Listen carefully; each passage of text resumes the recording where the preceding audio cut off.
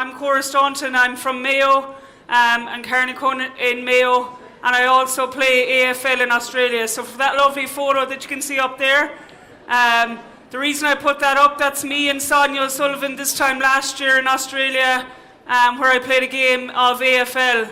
So in the middle of that game, I would have broke my nose, and that's why I'm wearing that lovely bandage. And the reason I show that photo, because my talk today is on, obviously you can see mental toughness and resilience.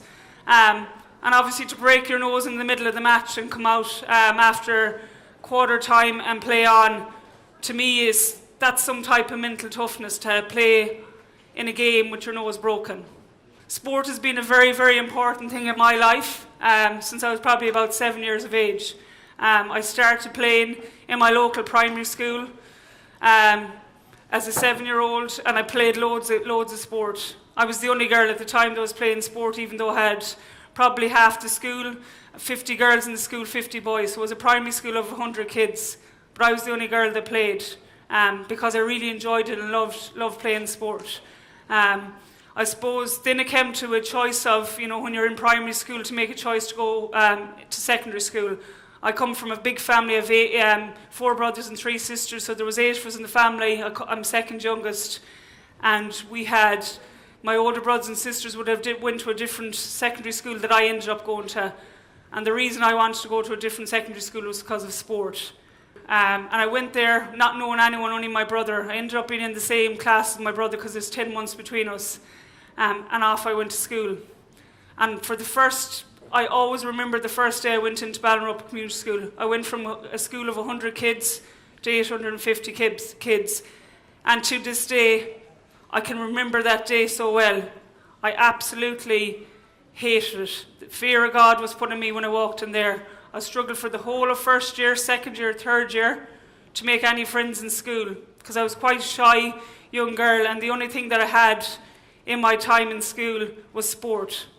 So I played a numerous amount of sports, but when I went to secondary school I played GAA, I played soccer and I played rugby. And come the end of first year, it was a time then, I got a phone call at home. At that time we didn't have mobile phones. I got a phone call at home to say, would you like to trial for the Mayo senior team? So I was 13 in first year and I'm asked to play with the Mayo senior team. So for me I went off, trialled out for the Mayo senior team, and 24 years later, retired at the middle of this year. I've played football for Mayo. But life probably changed 3 weeks later after I got a trial for the Mayo senior team. I would have got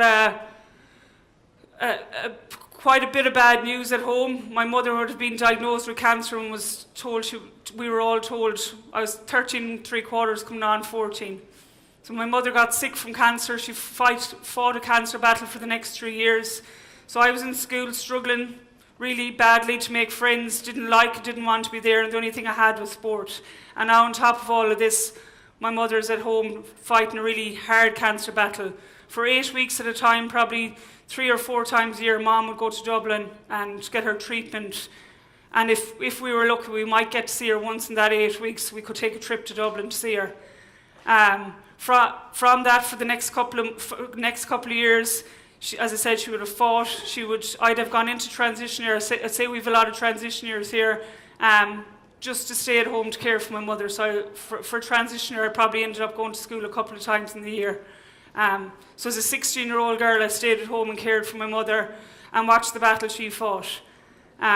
So that was really tough, and unfortunately, that July, as I just finished transition, my mother would have passed away. So it was a really, really difficult time in my life as a 16-year-old. I'm a teenager, struggling with other things in life, and this is happening. So the next couple of months, sport took a real back seat. I probably played football for maybe the month or so after Mom died, but that's because I was med-play it. I didn't really want to play it. Sport took a really much of a back seat. And as a 16-year-old, I went off and done things that I probably shouldn't have done, wasn't too proud of. Off in the local pub, off thinking I was cool, smoking, doing all these type of stuff. But eventually I had enough good people in my life that kind of took me back, would call to the house and say, do you know what, Corey, you're coming to the match? And I was like, no, I'm not playing, don't want to be playing. I was too cool for everything. But eventually they just put me in the car and week after week they used to do this, and I just stand on the football pitch watching, not having any interest. But suddenly I fell in love again with sport, probably about 6 months after my mother died. And for the next 6 years I probably went on the best journey of my life within county football, winning 4 All-Irelands with Mayo, getting to Croke Park, all of that. So our first year, probably 13 months after Mom died, I got to Croke Park.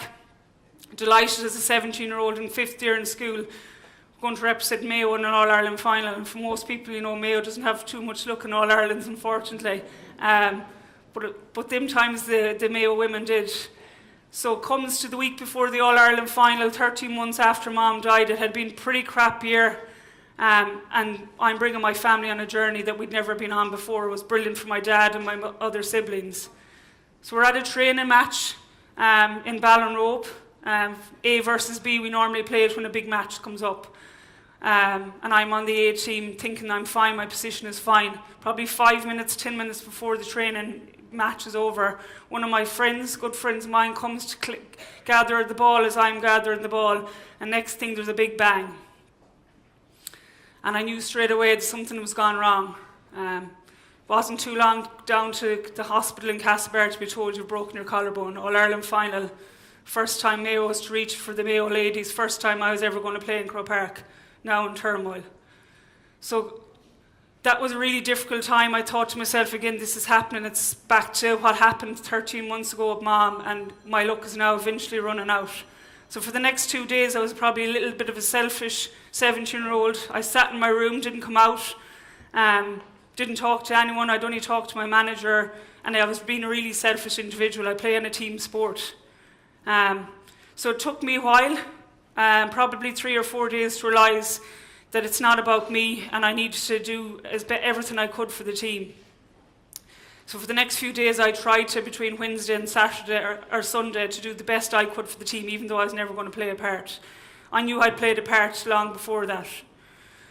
So luckily we went on, we won the All-Ireland that day, and we went on and I got the opportunity to win the All-Ireland a couple of other times. But for the next year I always remember that I didn't get my chance to get out and run on that pitch, and I was so driven, so mentally tough, so mentally strong, that I wanted to get on to Croke Park 12 months later. And luckily enough, I got to Croke Park 12 months later. We won the All-Ireland and I won player of the match. A couple of years later, one of my best friends, who was on the Mayo senior team with me and my club team, and her 2 sisters were with us. Were on the team with us, and one of the girls, the girl in the middle photo there with the cup on the right hand side, these 3 are 3 of my best friends. Their sisters are from the same area I live, and we had great times. Obviously that trophy is our first club All-Ireland we won in 2002. But one of the girls who I was best friends with, and she was coming to college to join us in college, would have got dropped off the team. We had a very strong team. Her 2 sisters have made the team. So 6 weeks after she got dropped, we had a match, a semi-final, a Connacht semi-final in Castlebar. I always remember we won the match, coming off the match, and I always remember turning around, getting a tap on my shoulder, going, "Cora, I need to talk to you." And I knew it was something that wasn't right. It wasn't well done, congratulations. So that's Aisling. Unfortunately, Aisling was on the way in to watch us to play. Myself, her best friend, her 2 sisters, and her other friends in the team. She got killed in a road accident. So I always remember having to tell her sisters in the dressing room afterwards that we need to get to the hospital. I didn't at the time tell her that she had been in an accident. I just said we need to get to the hospital. So unfortunately Aisling died. These are just some of the tough times I had been through. That's why I have the nose break. To me, that's only very temporary pain. The pain of losing someone, the pain of losing a friend, pain of losing a mother, and the pain of injury and not making a big match. They're all times, I suppose, that I had to be very, very mentally strong and mentally tough. If these things didn't happen to me, do I think I'd be the sports person that I am today? No.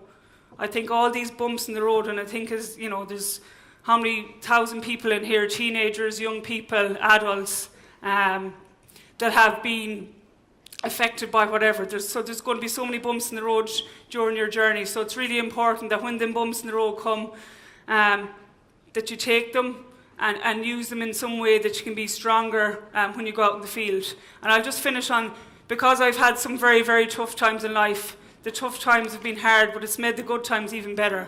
And these are just some of the tough times, or the good times that I have in life. Whether it's last month writing a book and being the first female GAA star to do it, or being the first international draft to go to Australia and play in the AFL. So it's really important as young people. I leave you with this quote. Sorry, just bring it back. It's just a quote basically to say that you should never give up. You know, your own destiny and dreams are in your own hands. There will be plenty of tough times along the road, but make sure that you never give up. And if you have dreams, follow them. No matter how big the dreams are, follow them. And when that bump in the road comes, it's only a small bump that'll take you wherever. So thanks a million for listening to me.